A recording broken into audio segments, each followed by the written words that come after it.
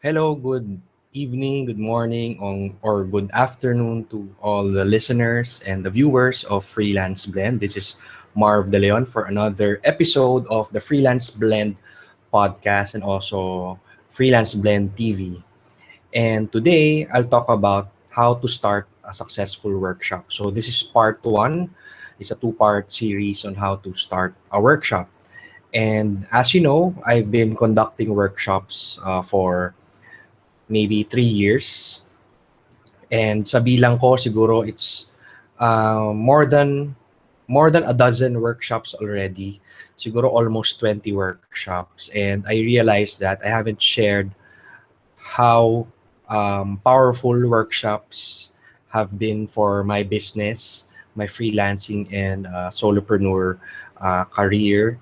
And I haven't share with you how to do it for your own business. And this is a topic that I'm very passionate about, and I know I can share a lot to all of you, especially if you are a freelancer or a solopreneur who's trying to get your personal brand noticed by your target customers, your prospects, clients, and partners or sponsors. And I think doing workshops will really help grow your personal brand. And that's why I'm teaching you today my process on how to start. So from the very beginning up to the uh, from the planning stage up to the end, after the actual workshop itself. I will teach you my steps, my insights. So for this part one, excuse me, I'll talk about the planning stage and also the promotion stage. And to do that uh, easily and for your benefit as well, I'll be sharing my presentation so that you can maybe take notes and also follow along with me as I go through my presentation. So I'll just look for my screen there, share with you. So this is the Google Hangout screen, and this is my presentation. Let me just double check that you are seeing it correctly. Now, okay, so mukhang okay naman.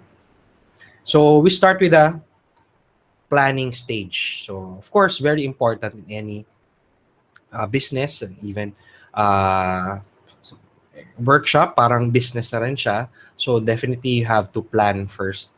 So itong workshop na to, it I will focus more on mga live workshops, yung in-person workshops, not really webinars. Pero in a way, parang pareho din siya, yung in terms of planning, promotion.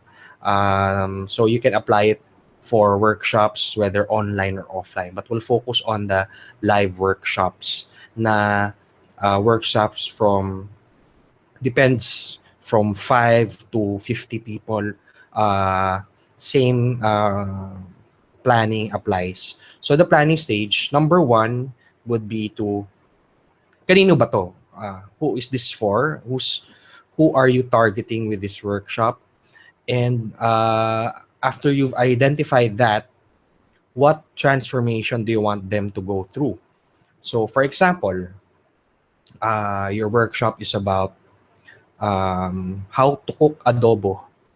So for those who don't know how to cook, so this is for those people who don't know how to cook, or moms or dads who don't know how to cook. So parang ako, hindi ako marunong magluto. So, and ano yung transformation? So after the workshop, dapat marunong na sila magluto ng masarap na adobo. So that's the transformation that you want them to go through. And that's the first reason why people attend workshops.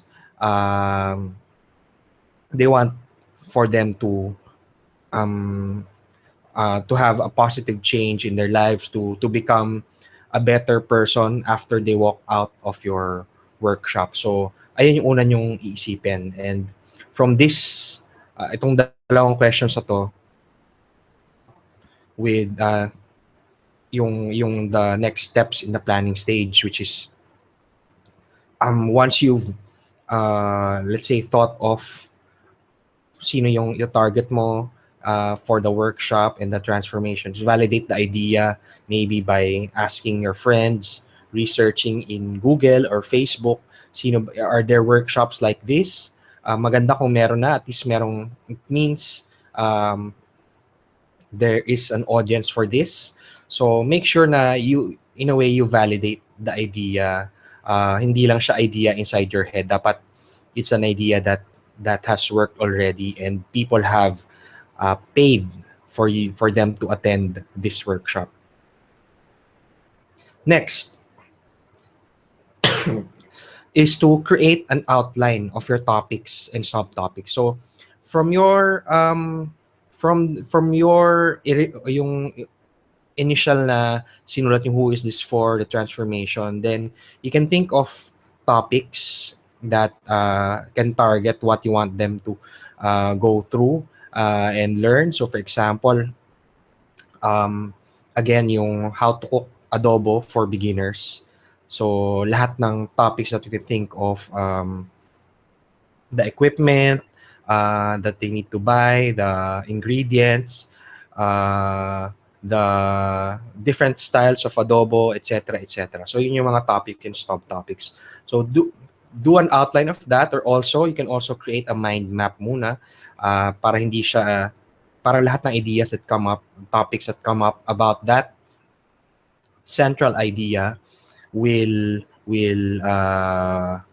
come out. So lahat ng topics and subtopics, and then you can arrange it later into an outline. Next is to create a catchy and benefit-oriented title. So important din yung topic, especially that usually yun yung first thing that people will see about a workshop and decide whether it's for them or not. So again, dun tayo sa topic na adobo, how to cook adobo in 30 minutes, or how to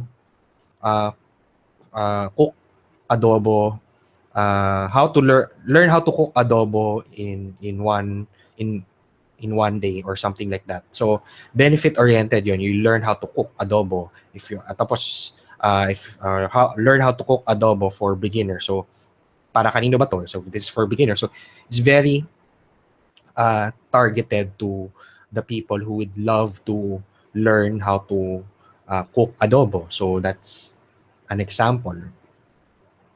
Next is you have to think about the logistics. Just doesn't have to be set in stone. You have to just plan. So of course, the date and time. Ideally, if this is your first workshop, tapos wala pa kayong audience from a blog, from social media, then you have to prepare in advance to be able to give time to promote. So maybe ideally, usually for our workshops, we plan a month ahead to give time to promote and get more people inside the workshop. Of course, the time, is it whole day, half day? Is it an hour, 2 hours? Depende sa topic nyo. You should also think about yung time. Kung weekend, kung after office, syempre anong time? 6 p.m., 7 p.m. Kung weekend, 8:30, 9 o'clock a.m. So you have to think about this. Next would be the venue. So since it's the live or in-person workshop, then you should think of a venue. Again, not necessarily naman na meron na kayong venue. So, saang area ba ang maraming gusto mag-attend ng workshop? Pasig or Makati, BGC, etc., etc. Again, you just need to write down yung mga ideas niya for the venue before you even start reserving the venue. So, that's yung venue naman pwedeng after yan. So, you can in fact promote the workshop kahit wala pang venue. Kasi that's how you validate the idea. So this can come in after, kahit sa area lang. Kunyari, venue will be in the Pasig City area. So at least alam nila na malapit sa kanila, so they can attend that workshop. Okay, so think about if hindi mo masyadong gamay yung topic, you can have guest speakers who can talk about certain parts of the topic, or also have them as panelists. So isipin nyo na, the bigger the name, it can also add more participants to your workshop. Definitely, if influential person, then tapos i-share niya sa kanyang network, then you can have a lot of people attending the workshops. And that's how I started. Number one nga, when I did my first freelancing for beginners workshop, hindi pa ako freelancer noon. But so that's why I invited other successful freelancers to guest, and that added the credibility and also the quality. It added to the quality of the workshop. So isipin nyo na sino yung mga pwede yung guest speakers and panelists if you have a panel discussion. Food is another thing to think about, especially dito sa Pilipinas na marami tayong meals, meron tayong yung mid-afternoon, mid-morning breaks. If it's a whole day, so ayaw nating, yung mga mag-a-attend, ayaw nilang nagugutom sila unless may mga malapit na places to buy food. If the venue is walang mapagbibilan na pagkain, you should really also think about serving food and incorporating that maybe in the price. And another thing, you should think about, you should also cater to those who are sensitive to certain types of food or sa mga vegetarian. So you can't serve burger if meron kang vegetarian na attendee. So it can also add to complaints or yung rating ng workshop after. So think about food and getting food suppliers. Last, about the planning stage, parang wedding din to. You can either plan your wedding by yourself with your spouse, na wala kayong planner, and like ganun actually ginawa namin. Wala kaming planner pero wedding coordinator, pero meron kaming day coordinator who help us during the day kasi syempre busy kami getting married. So the same thing with the workshop. If it's your first time, you can partner with a workshop company who can help you plan and help you manage the event, especially kung ikaw yung speaker. Hindi mahirapan ka to accept like payments, registration kung ikaw yung speaker.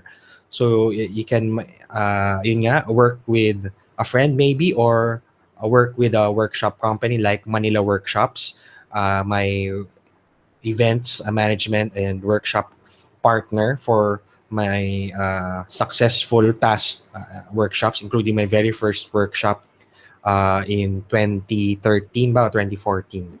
So should you work with them or not? Usually naman, if you work with a company, you split in the revenue. So for me, since Freelance Blend is just me, especially in the beginning, I really needed to partner with somebody to help me with with that logistics part and also the promotion part. And it really nakatulong talaga.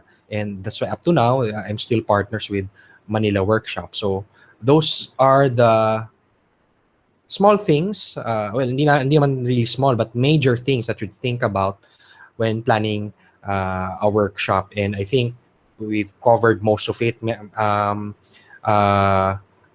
pa yung minor details, but just to get you started, ito yung kailangan yung isipin. Now for our next topic. So tapos na kayo mag-plan. So what do you think comes next? Is it already the creation of the workshop itself, the content? Actually, hindi. It's okay. I hope you still see this. So, yan. Let me just check kung lumalabas pa sa screen nyo. Okay. Promotion. So, the next part is promotion.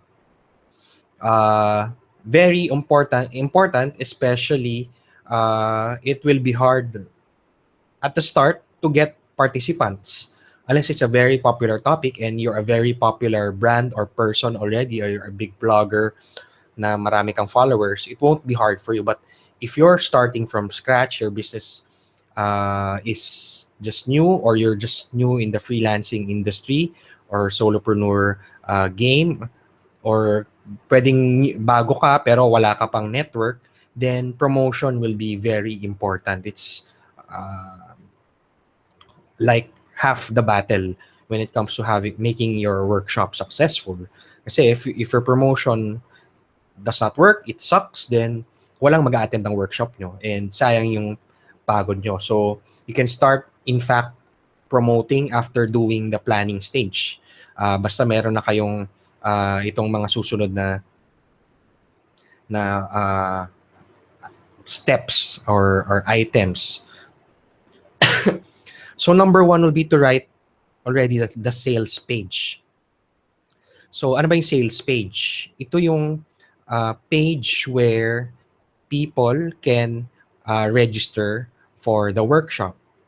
So sales page because in a way you're selling to them to invest in the workshop. So ideally, you're charging them to attend the workshop. And definitely, I would highly suggest na you should, even sa beginning, mag-charge na kayo because investment niya rin yan when it comes to your time setting up the workshop. So you're giving tremendous value, your transformation to the attendees, then may value din yon, and people will be willing to pay for that value, for that solution. So yung usual formula ng aking sales page for workshops is I present the problem. So ano ba, for example, again, cooking adobo. Do you know how to cook adobo or something like that? Are you always buying takeout food because you don't know how to cook, even as simple as an adobo meal?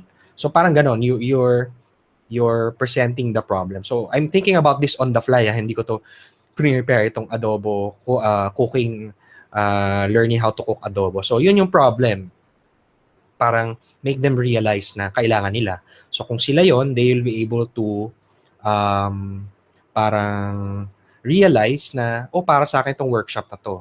So after you present the problems, the major problems when it comes to cooking your first meal or cooking adobo for the first time, ano yung solution? So ito na yung solution, which is the workshop. So if you want to get rid of all the or save on buying takeout food, if you want to save your money from buying takeout food every day, then we'll teach you how to cook a simple adobo meal in this one-day workshop. So yun yung solution mo, tied in with the problem. Next naman is the why. So medyo related yung solution sa why. I'm sorry. Excuse me. So the why is bakit sila kailangan mag-attend ng workshop. So you write yung reasons, pwedeng bullet points, why. Because this is after the workshop, they will learn how to cook adobo and impress the family. So, di ba? It's, again, benefits pa rin yung why. Again, you don't have to, you become healthier because you don't eat fast food every day. Or, plus, you save, let's say, 2,000 pesos a week from spending on fast food. So yun yung why after they attend the workshop. And so yun yung mga important stuff, the problem, the solution, the why.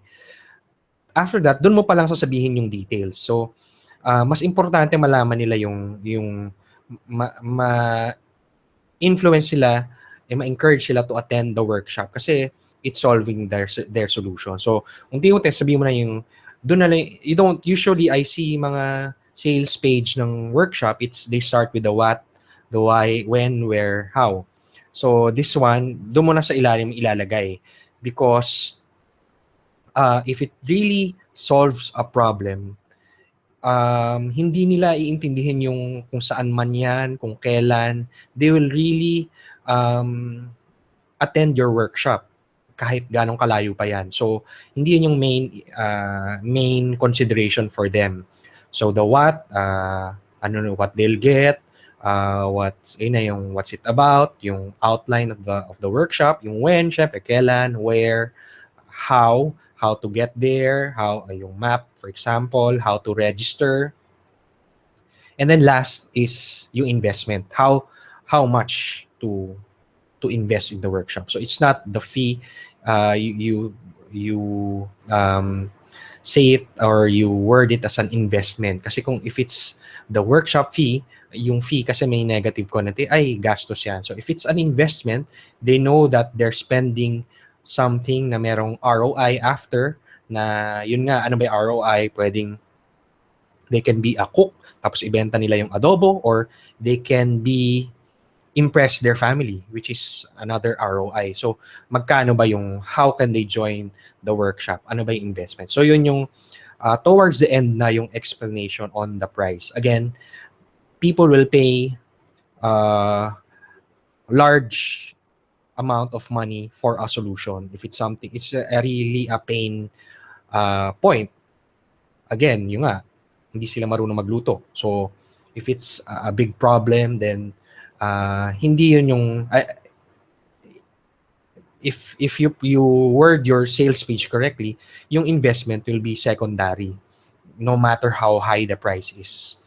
So that's the psychology of pricing, which is another topic which we won't dive too much into. So pero at least to give you an idea yung template ng aking sales page. Next would be to create posters for the website.